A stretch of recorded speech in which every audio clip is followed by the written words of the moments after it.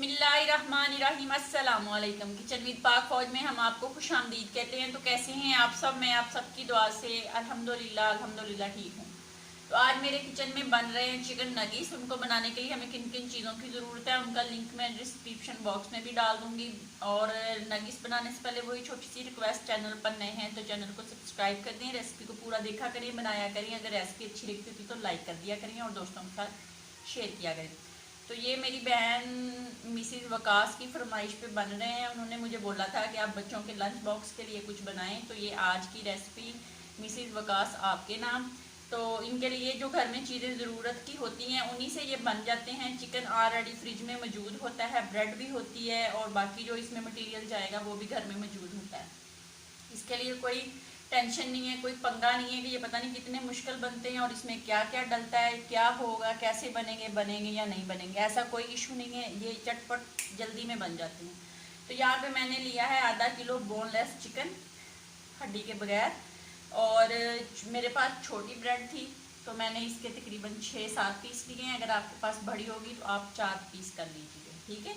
और यहाँ पे मेरे पास 1 चम्मच काली मिर्च का है। आप अपने जायके के मुताबिक, अगर आपके बच्चे तीखा खाते हैं तो ज़्यादा डाल लें, अगर तीखा खाते हैं तो कम डाल लें। नमक जायके के मुताबिक। कुकिंग ऑयल का 1 चम्मच, सोया सॉस के 2 चम्मच। तो बस ये है वो मटेरियल जिससे नगीस बनते हैं। और इतने महंगे बाजार से बने बनाए जो मिलते हैं उनसे बेहतर है आप चिकन लाएं, घर में बनाएं और बच्चों को फ्रेश बना के खिलाएं। सारी चीज़ें जो हैं वो मैं 1 बाय 1 करके चॉपर में डाल दूंगी। चिकन भी डाल दूंगी और ब्रेड जो है वो भी डाल दूंगी, बाकी सारी चीज़ें भी डाल दूंगी। तो अगर आपके पास चॉपर नहीं है तो आप जो जूस वाला जग है उसमें भी कर सकते हैं। मैं सारी चीज़ें डाल लूँ फिर आपको दिखाती हूँ। ब्रेड डाल लिया, अब हम इसके अंदर चिकन डाल लेते हैं। अब इसके ऊपर हम काली मिर्च डालेंगे, बिस्मिल्लाहिर्रहमानिर्रहीम। नमक डालेंगे। ये दोनों चीज़ें जो है ना आप अपने जायके के मुताबिक इस्तेमाल करेंगे। कुकिंग ऑयल डाल जाएगा इसमें, थोड़ा सा मैंने रख लिया हाथों को लगाने के लिए। सोया सॉस जाएगा इसमें। और जी अब हम इसको कर लेते हैं चॉप करके दोबारा आपसे मिलती हूँ।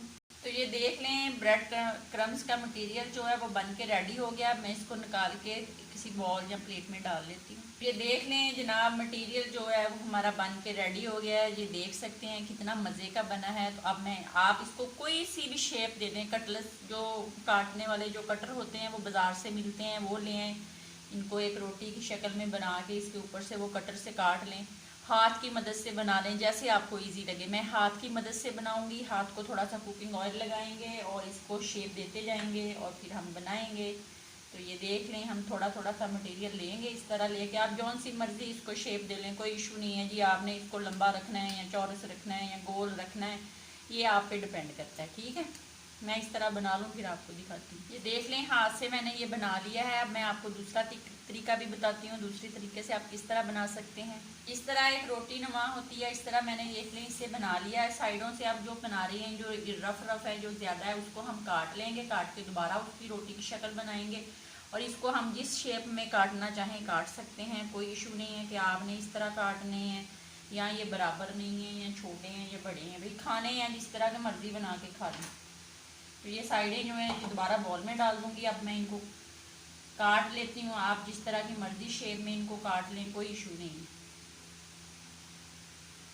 इस तरह काट लूँ सारे, फिर आपको दिखाती हूँ।